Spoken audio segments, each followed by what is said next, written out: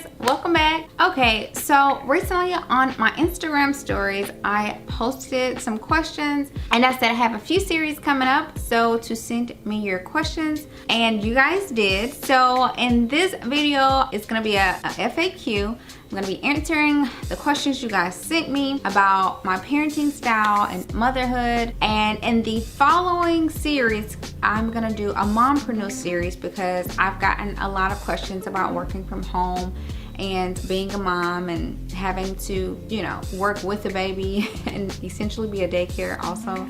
So I will make that a whole entire series following this video. So I got a lot of questions and I don't want this video to be long, so I'm just gonna jump right into it. If you are new here though, I welcome you and I encourage you to hit subscribe and join the family. I love to have you. So let's just jump right in, okay? And what I try to do is because I got a lot of the questions were kind of in the same category. So I just broke this down into categories and then we'll just knock out the categories and the questions under that category, okay? So, and I'll just go ahead and tell you that most of the categories were sleep training and having him in the crib and feeding, the pacifier situation, and postpartum, weight loss, and some other random things. So I'm gonna hit them all, okay? So if you're waiting for those, just keep watching, stay tuned, and hopefully I hit your question. Okay, so, and I'm looking, guys, at my tablet because, you know, I'm looking at the questions. So for the first category, it was related to crib and sleep training. So some of the questions that came in: has it been hard having him in his crib from day one? Did I sleep train? When did he start sleeping all night? So to tackle all of these questions, if you don't know, we did crib train Ace from day one. So day one from the hospital, he was in the crib. He's never been in our room. We've never co-slept. He's always been in his room from day one. And I absolutely am so grateful we did that. And I'm so thankful. He is 11 months today filming this. And I honestly would not change a thing. And if I have more kids, we're doing the exact same thing. You know, it's so funny because a lot of hurdles we don't have to tackle. And our doctor, every doctor that's seen us, even my doctor, but they're always just like, you have it made, like you have it easy. Ace makes sure life's easy. Like, and it's all in our parenting style and the choices we chose. So a lot of stuff we don't have to tackle, which is one, transitioning him from co-sleeping to crib. We don't have to go through that. The pacifier situation, we don't have to go through that. I'll talk about that later. We're saving ourselves, I guess you could say, hurdles, you know, because we chose to do certain things, and one was putting him in his crib from day one. And I know you're probably like, how do we do it? Honestly, the most anxiety comes from parents. You're scared for your child. You're the one usually going through anxiety. It's not the baby. And I know you have the whole situation of SIDS. So to overcome that for us, what we chose to do was we chose to put a motion sensor camera, which was very important. It's, again, not just a regular camera, it's a motion sensor. So if he moves, if he flinches, it goes off. And I have that camera by my ear every night when I'm sleeping. So any flinch, it's gonna go off. And then two, we also use the foot sensor heartbeat monitor. So if his heartbeat drops, it goes off, and we live by that thing. We love it. It's only given maybe 1 or 2 false alarms, and that was because the sock came off, and that's when we first got it. So one little hack, if you guys have that situation, what I did is I put a sock on his foot, or he sleep in jumpers with a footie. So, and it keeps it in place. Never had a false alarm after that, but if it ever dropped, I would be so happy that that's there, because it can definitely be a lifesaver for many parents. Even on my TikTok, if you guys don't follow me on TikTok, I actually put a TikTok up about it, and so many parents commented on how that thing has saved their baby's life. So if you are thinking about putting your baby in a crib, I do recommend doing those 2 things, and we haven't had any issues whatsoever. For us, it's just been an amazing decision that we made. Now, what was it about him sleeping all night? He has been sleeping all night since the age of about 5 weeks. And when I say all night, he started sleeping 5 to 6 hours at 5 weeks. And then he worked his way up to 7, 8, blah, blah, blah.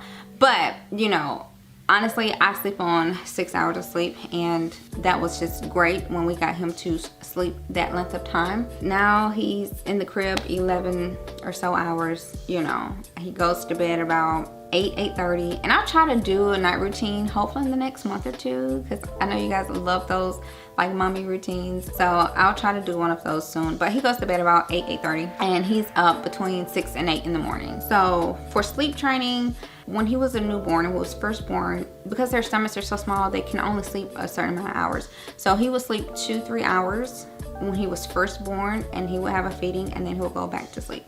So we never had to wake up no more than once to twice a night. But like I said, after he hit about 5-6 weeks, he was going 5-6 hours straight. So it was like, you know, one feeding. To answer this directly for sleep training, here are the things that we did. We only put him in the crib at night, okay? Only put him in the crib at night. It's kind of like me. I only get in my bed at night. Because if I get in my bed throughout the daytime, my body gets accustomed to that. You know, you get lazy, you don't want to work, you want to just stay in your bed all day. Well, we wanted to make sure he knew what nighttime was, and to differentiate nighttime from daytime. So to do that, we only put him in the crib at night, so he would associate, okay, this is a routine. So, and it was dark. We did have a nightlight in the room, but he began to associate, and babies are so smart, let me tell you, they're so smart. So he began to associate that with a certain time period, and that was nighttime. And the daytime, he was always out. He would be all around the house. We worked from home, so he would be throughout the house in different stations, and he would sleep on, like, got a floor mattress and other things that we had, but most of the time now he's just on the floor mattress. But you know, he never slept in the crib in the daytime. That's the main point. If you want to know my essentials, I just did a recent video for babies 5 to 10 months, essentials that we used and must-haves, so you can check that out. So that's pretty much what we did. It wasn't nothing like, I know there are books out there, there are a lot of instructions. Honestly, plain and simple, we only used the crib at night to make sure he associated with sleeping in the crib for nighttime, and that's how we sleep trained him. And I tell you, he knows his routine, okay? When I show that routine video, you're gonna see he knows his routine. He knew his routine at 6-7 months old. Like, he knew when it was bedtime. He still knows when it's bedtime. Babies are smart, you guys. You can train them from day one. You really can. It just takes more work from us, and I think a lot of times it's a lot of our fault. So that answers, I think, that question. So let's go to the pacifier question. How have I managed not to introduce a pacifier? It's been going great. We're still not on a pacifier, and we're not gonna be on a pacifier. Okay, so this is not to tell parents what to do. This is literally just giving an answer for something that was asked and why we chose to do this. And I know there are some people that are all for it, and that's fine. Okay, so for me, I'm not a big believer in pacifiers. I personally just think that the pros does not outweigh the cons. And that's from experiences, that's growing up, and a lot of people around me that got hooked on pacifiers, and they grow up and 4, 5, 6 years old still on pacifiers, and then they go to middle school and elementary, and they suck their finger because of that pacifier, and it's just so much. And for me, pros just does not outweigh the cons with pacifiers. A lot of times, if you think about the definition of a pacifier, it's to pacify a baby. So Ace is still not on a pacifier. He will not be going on a pacifier, and the things that we did to pacify him included singing to him, putting music on. As a matter of fact, I have live video footage that I've posted on TikTok and Instagram of how we pacified him, and I'll try to insert it if I can find it. Watch this. This is unbelievable. You see this? Watch.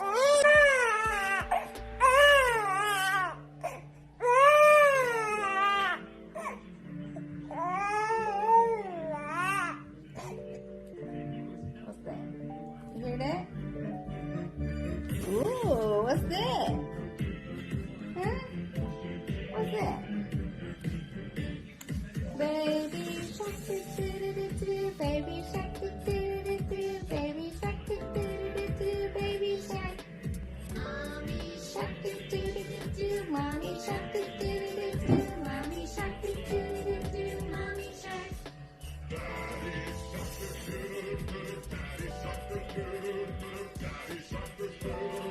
Works like a charm.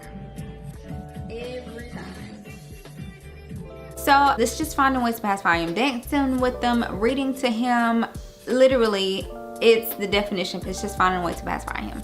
Now, of course, they go through that teething stage and they need teethers. We got him teethers, but he's never been just there to just suck on plastic in his mouth. He just hasn't. I wasn't on a pacifier. I did not grow up on a pacifier, and that was just our decision as parents. I'm not telling you you shouldn't. I'm not telling you that it's bad. You're the parent.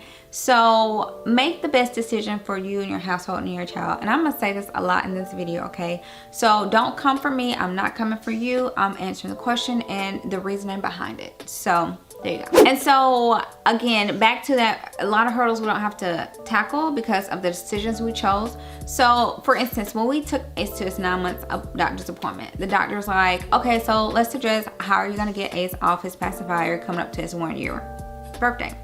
And I'm like, he's not on one.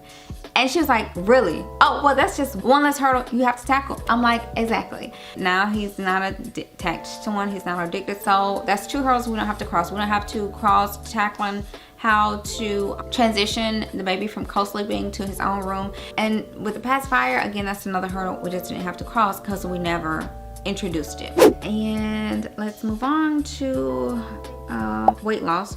Losing belly weight, baby weight. So you guys, I did a video maybe 3 months or so after I had baby Ace about how I lost the weight. I will insert it too so you guys can check that out. Honestly, I'm not perfect. My belly is not back to where it was before pregnancy. I'm not there. I've lost a lot of my baby weight, yes. And that was pretty much by eating healthy. I have not worked out as much. You guys know I used to be a really big workout-aholic. Can't say the word. And I still love working out. I just haven't gotten around to working out as much as I used to or like. So honestly, the way I was able to lose most of my baby weight was just eating right. I've gotten into the routine now, trying to get my workouts back in at least a few times a week, just for 10-15 minutes. But I still got belly fat, y'all. It's not flat, okay? It's not. We getting there, but you know, don't beat yourself up. Just take your time.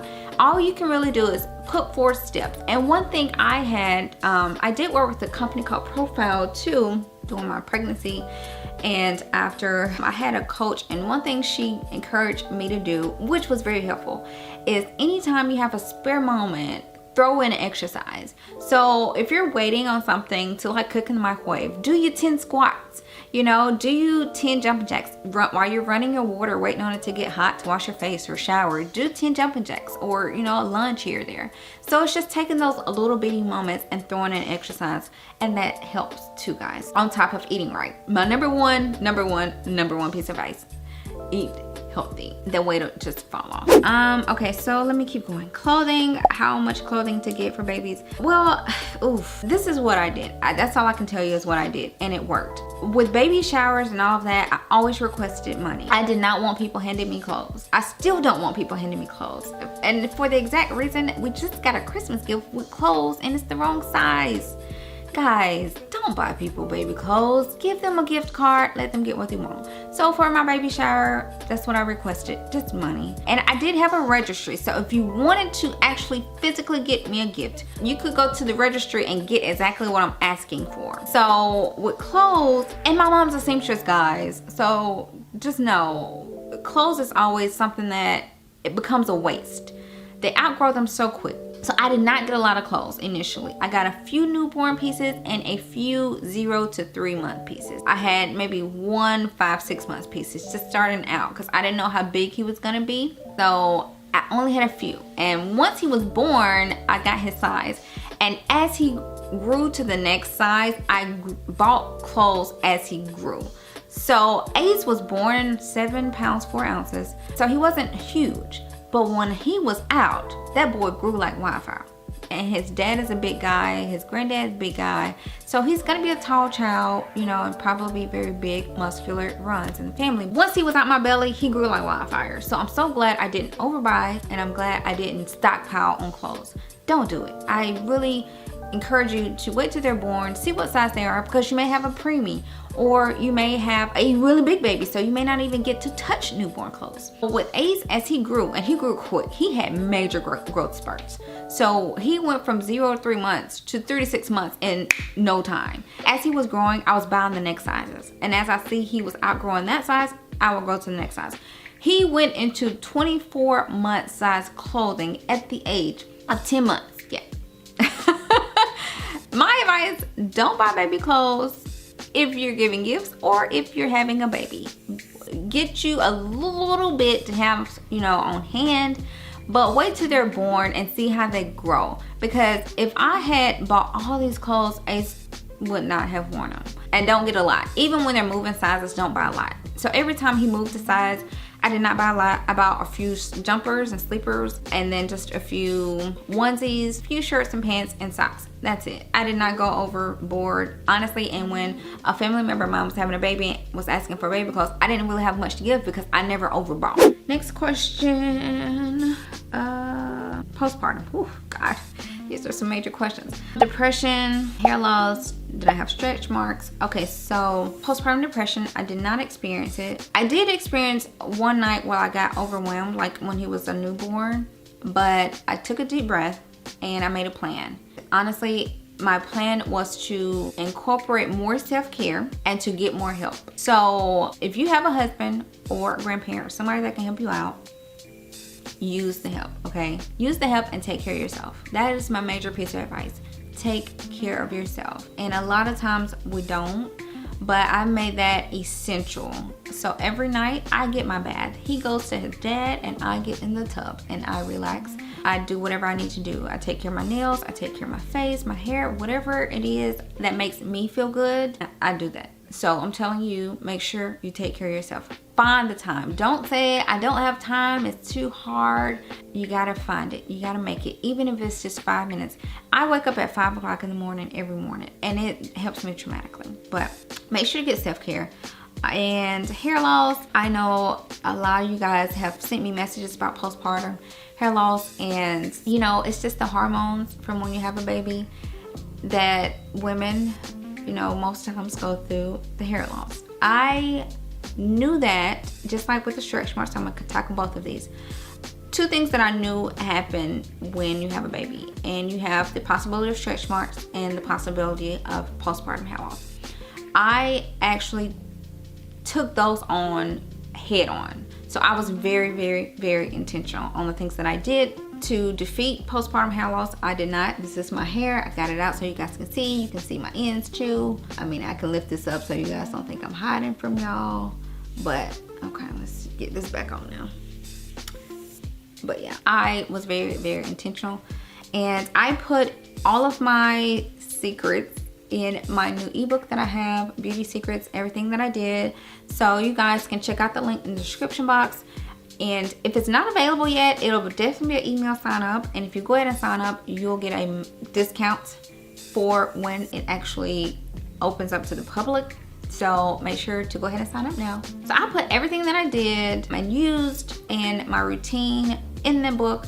But just know that I was very intentional with those two things. I do not have stretch marks and I don't have hair loss. I actually got hair growth. Okay, somebody asked my favorite makeup brand. Woo! That's a bad question. But to give you an answer to that, I'm actually putting a lot of my favorite products in my Beauty Secrets ebook, including things for my skincare, nail care, all of that. I'm putting a lot of that in my ebook. Favorite brand, it really depends on what you're asking me. Favorite brand for nail care or nail polish is one thing. Favorite care brand for facial cleaners. It's just a lot. But all of that will be in my ebooks because I'm giving you guys all of my secrets. All right, so how old am I? Filming this video, I'm 34. I'll be turning 35 in April. Moving on. Okay, so I'm trying to talk a little bit faster. As far as feeding, questions that came in, feeding him best foods, initiated for feeding, mixed feeding at 6 months, food options. Ace is formula fed. For those of you who may not know, a lot of you guys probably already know that he was exclusively formula fed. Again, another decision I chose. And oh God, I get this question a lot about why did I choose to formula feed versus breastfeed. My number one piece of advice, do your own research, read, talk to people, and ultimately make the best decision for you and your household. So this is for my formula feeding mamas. This is not a debate, so let me just give you the fair warning. If you come from me in the comments, you'll get deleted or banned. this is not an argumentative discussion. This is giving you my reasoning behind it. So that's that, okay? So ultimately make the best decision for your family. And I don't like people who mom bash, mom shame, or make others feel bad for the decisions they chose. So I chose to formula feed. Some women can't breastfeed and they have to formula feed, and you know, others make them feel bad. Look, don't feel bad. I'm talking to those of you right now. Don't feel bad. It's okay. Nothing's wrong. Your baby is healthy. That's all that matters. And so, okay, I don't want to make this too long. So I wasn't breastfeed. And from where I came from, no, breastfeeding was not the thing. It just wasn't. So when I moved to Atlanta, this whole breastfeeding trend came about, and you know, it's like you gotta breastfeed. And so me being the lawyer, I didn't want to be biased, so I started doing research, gathering evidence, going through that discovery process. So I sat down with hundreds of women, guys. I literally sat down with so many women, and if they're watching this video, you're probably like, yeah, Angel did, like she did. I asked question after question. I drilled them. Why did you breastfeed? Do you like it? What do you regret? The benefits of it. I went in on everything I could think of. So always talk to people, because that will help you get in that opinion. And so I also talked to doctors. I got research. I looked at the stats, and my ultimate decision, breastfeeding was just not in the best interest of my household and my family. A lot of the things that I kept getting and hearing from the women, well, it's just much healthier for the baby. And that's true. But at the same time, I wasn't breastfed. And if you compare me to a woman that was breastfed, is she more healthy than I am? Debatable, right? Kids, as soon as you get them off the breastfed milk, a lot of the parents go giving them cake and candy and ice cream and all the stuff you shouldn't have. So does that make your child more healthier than my child?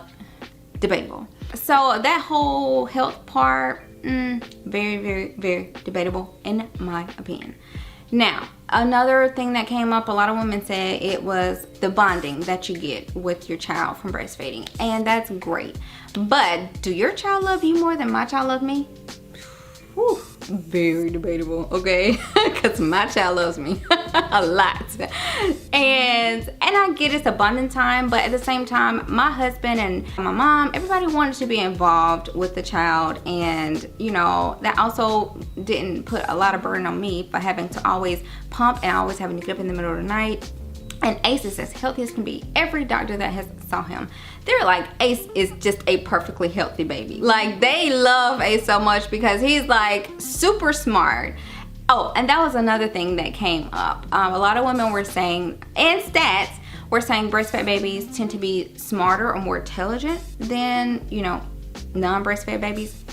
And that's very debatable, because I wasn't breastfed, and I'm not a bragger, but I'm a smart chick. I have 3 degrees, a law degree, graduated in top 10 in my class, got cum laude in accounting. I mean, I'm a pretty smart girl. So you can't sit here and tell me that just because I wasn't breastfed, I'm not as smart as somebody who was.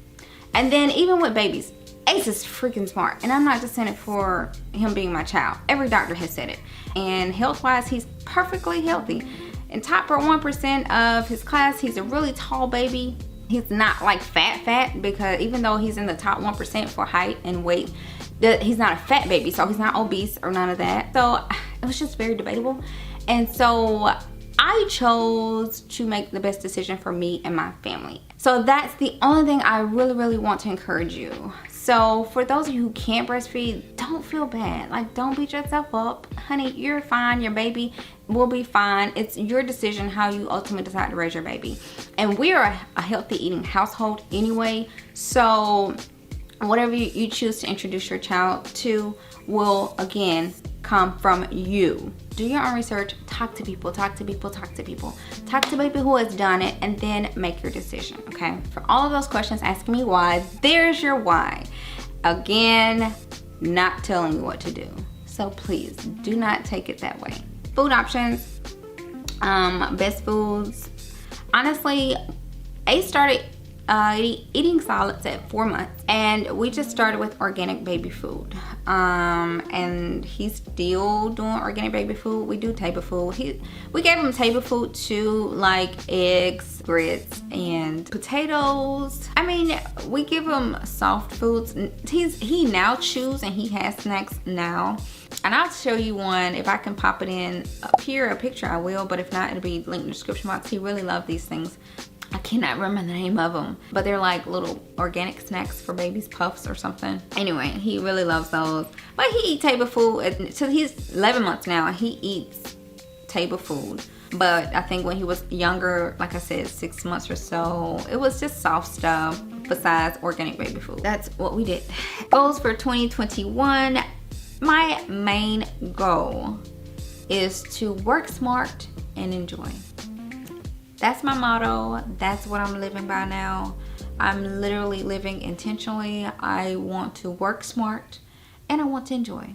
So I'll go more into that in my next series, which is my Mompreneur series, where I'll be sharing with you guys how I'm able to work from home with a baby, how I feel about working from home, how am I productive, what is it like having the life of an influencer or being a content creator. I'm going more into depth and all of that in the next series, so stay tuned. I hope I answered you guys your questions as best I could. And don't forget to give me a thumbs up if you enjoyed, if I answered your questions. And if you do have more questions, drop me a comment. I'll do my best to try to answer it. I'll see you guys in my next video.